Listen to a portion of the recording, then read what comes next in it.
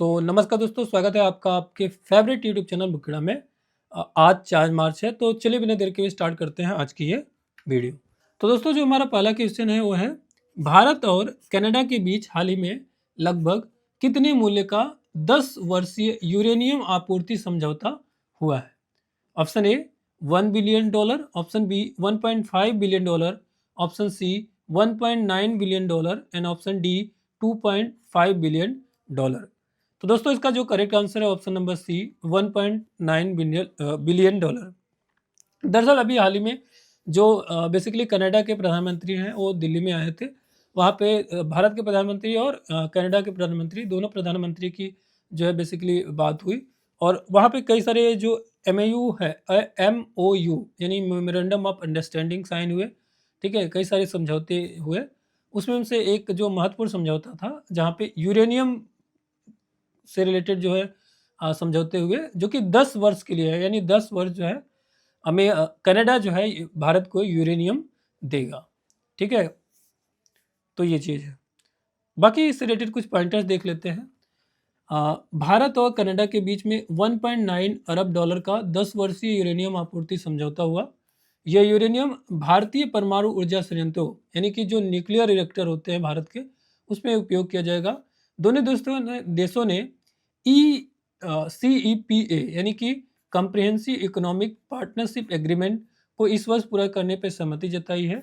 और CEPA का लक्ष्य 2030 तक द्विपक्षीय व्यापार को क्या करना है, 2 गुना करना है। रणनीतिक ऊर्जा साझेदारी के तहत नवीकरण ऊर्जा, LPG और यूरेनियम में सहयोग होगा। ठीक है, कनाडा ने इंटरनेशनल सोलर अलायंस और ग्लोबल बायोफ्यूल अलायंस में शामिल होने का निर्णय लिया है। ठीक है, और इंटरनेशनल सोलर अलायंस के अगर हेडक्वार्टर की बात करें तो कहाँ पर है दोस्तों, वो है गुरुग्राम में। कहाँ पर है? गुरुग्राम में, जो कि पहले क्या बोलते थे, उसको गुड़गांव बोलते थे। ठीक है, तो गुरुग्राम में इसका जो है हेडक्वार्टर है INA का, इंटरनेशनल सोलर अलायंस। ठीक है, इंडिया और फ्रांस ने दोस्तों मिल करके इस अलायंस बेसिकली स्टार्ट किया था इसको, और अभी तो बहुत सारे देश जो है इसके साथ में जुड़े हुए हैं। ठीक है, तो हरदीप सिंह निज्जर हत्या प्रकरण को लेकर के कूटनीतिक तनाव बना हुआ है दोनों देशों के बीच, जिसे भारत ने जो है खारिज कर दिया है। दोनों देशों ने आतंकवाद, उग्रवाद और संगठित अपराध के खिलाफ सहयोग बढ़ाने पर सहमति जताई है। यह वार्ता प्रधानमंत्री नरेंद्र मोदी और कनाडा के प्रधानमंत्री मार्क कार्नी के बीच हुई है। नेक्स्ट क्वेश्चन देखते हैं दोस्तों। नेक्स्ट है हमारा, QMS विस्तार की घोषणा किसने की? तो QMS ये क्या है, इसको हम आगे के पॉइंटर्स में समझेंगे। सबसे पहले इसके ऑप्शंस पे आते हैं। ऑप्शन ए है दोस्तों minister of railway, option B minister of home affairs, option C है SD Sharma minister of communication, and option D है हमारा मिनिस्टर ऑफ फाइनेंस। तो दोस्तों, इसका जो करेक्ट आंसर है वो है option number C SD Sharma, जो कि मिनिस्टर ऑफ कम्युनिकेशन है, यानी संचार मंत्री हैं। उन्होंने जो है QMS विस्तार की घोषणा की है। अब QMS की बात करें दोस्तों, तो जैसा कि नाम से पता चल रहा है, क्विक मेल सर्विस, यानी कि एक ऐसी सर्विस जहां पे मेल जो है जल्दी चला जाएगा। ठीक है, तो QMS को दिल्ली से 16 हवाई मार्ग से जुड़े शहरों तक बढ़ाया गया। इसकी घोषणा SD शर्मा संचार मंत्री द्वारा की गई, जो कि मैंने आपको बताया। 31 मार्च तक देश के 80% गाँव में दैनिक डाक वितरण का लक्ष्य रखा गया है। 4 लाख से अधिक गाँवों में पहले से दैनिक डाक सुविधा उपलब्ध है ऑलरेडी। ठीक है, आंध्र प्रदेश, तमिलनाडु और केरल के सभी गाँवों में दैनिक डाक वितरण शुरू हो चुका है। ठीक है, सभी राज्य राजधानियों को 31 दिसंबर तक दिल्ली से STD सेवा से जोड़ने की योजना थी। जिला मुख्यालयों को राज्य राजधानियों से नो डिले सेवा के माध्यम से जोड़ने का प्रस्ताव था। ठीक है, टेलेक्स सेवा में सुधार और पिन कोड प्रणाली को लोकप्रिय बनाने के प्रयास किए गए। माह के अंत तक 14 नए STD मार्ग जोड़ने की योजना थी। नेक्स्ट क्वेश्चन है हमारा, सुप्रीम कोर्ट किस परीक्षण को ब्लड बैंकों में अनिवार्य करने की व्यवहार्यता पर विचार कर रहा है? Option A RT-PCR test, option B ELISA test, option C nucleic acid test, और ऑप्शन डी है हमारा रैपिड एंटीजन टेस्ट। तो इसका जो करेक्ट आंसर है दोस्तों वो है option number C nucleic acid test. ठीक है, तो दरअसल अभी क्या हुआ कि सुप्रीम कोर्ट में एक पीआईएल जो है बेसिकली डाली गई थी, तो उसी को लेकर के इस पे जो है अभी बात हो रहा है। ठीक है, तो सबसे पहले एनईटी को अगर बात करें तो एनईटी का फुल फॉर्म जो है एग्जाम में आपसे पूछ सकता है, तो इसका नाम है न्यूक्लिक एसिड टेस्ट। यह एक ब्लड टेस्ट है। ठीक है, तो सुप्रीम कोर्ट ब्लड बैंकों में एनईटी यानी कि जो न्यूक्लिक एसिड टेस्ट है को अनिवार्य करने की संभावना पर विचार कर रहा है। एनईटी एक महत्वपूर्ण संवेदन प्रशिक्षण है जो एचआईवी, हेपेटाइटिस बी और हेपेटाइटिस सी जैसे वायरस का आनुवंशिक पदार्थ पहचानता है। ठीक है, जो एनईटी प्रचलित एलिसा प्रशिक्षण से अधिक सटीक और संवेदनशील माना जाता है। ठीक है, तो अभी तक ज़्यादातर जब आप ब्लड टेस्ट कराने जाते हो, अगर मान लीजिए ब्लड बेसिकली ट्रांसफ़र करना होता है जब, तो एलिसा करके एक टेस्ट आता है। ठीक है, ये टेस्ट करके ब्लड जो है ट्रांसफ़र कर देते हैं दूसरे को।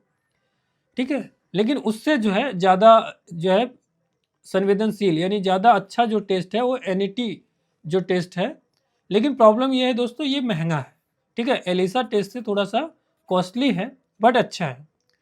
यह याचिका जो है सर्वेसम मंगलम फाउंडेशन द्वारा दायर किया गया था। मामले की सुनवाई मुख्य न्यायाधीश सूर्यकांत की अध्यक्षता वाली पीठ जो है ने किया, और याचिकाकर्ता ने तर्क दिया कि स्वैच्छित रक्त संकुलन का अधिकार अनुच्छेद 21 जो कि जीवन का अधिकार का हिस्सा है।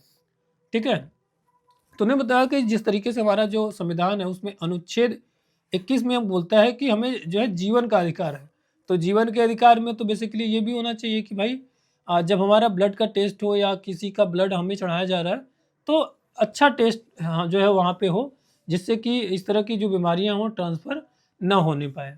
ठीक है, अदालत ने एनईटी लागू करने की लागत और राज्यों की वित्तीय क्षमता पर सवाल उठाए हैं, जो कि सीधी सी बात है एनईटी कॉस्टली है।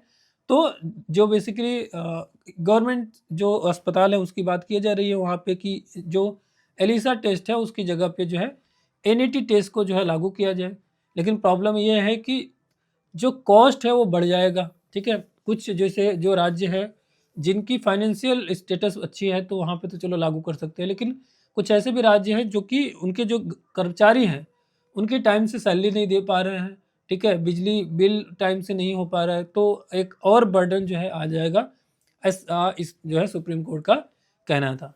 ठीक है, तो मध्य प्रदेश में कथित रूप से संक्रमित रक्त चढ़ाए जाने के बाद यह मामला महत्वपूर्ण हो गया था।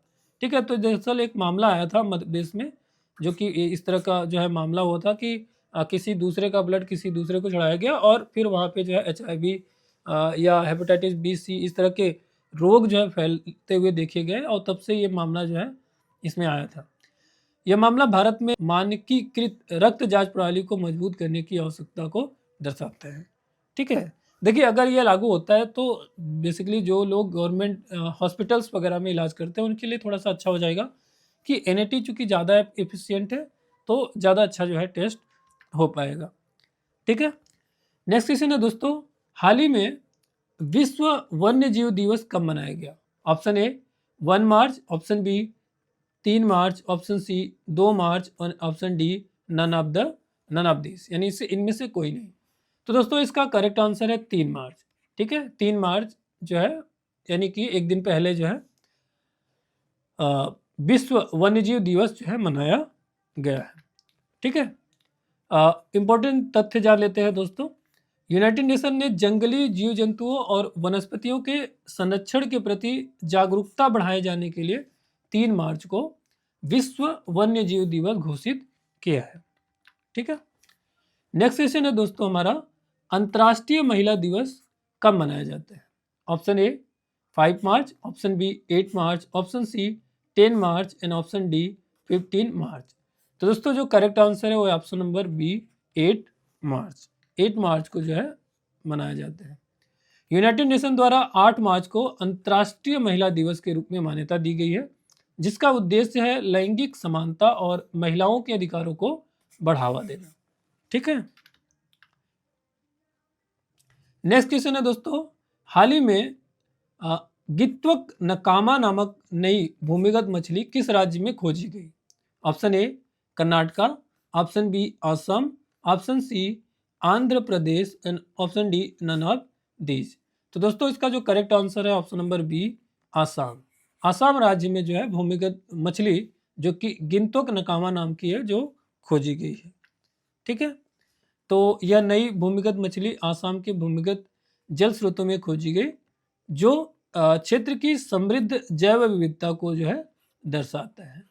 नेक्स्ट क्वेश्चन, और ये हमारा लास्ट क्वेश्चन है दोस्तों, वो है हाल ही में किस टीम ने 67 साल में पहली बार रणजी ट्रॉफी का खिताब जीता है?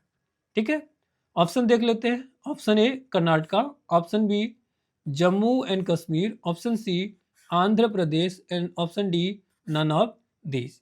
तो दोस्तों जो हमारा करेक्ट आंसर है option number B, Jammu and Kashmir. ठीक है, तो जम्मू और कश्मीर ने जो है इस बार 67 साल में पहली बार जो है रणजी ट्रॉफी का खिताब जो है अपने नाम किया है। तो दोस्तों ये थी आज की यानी कि 4 मार्च की जो है करंट अफेयर की वीडियो। आपको हमारी वीडियो कैसी लगी प्लीज़ कमेंट करके जरूर बताएं। मिलते हैं नेक्स्ट वीडियो के साथ, तब तक के लिए जय हिंद।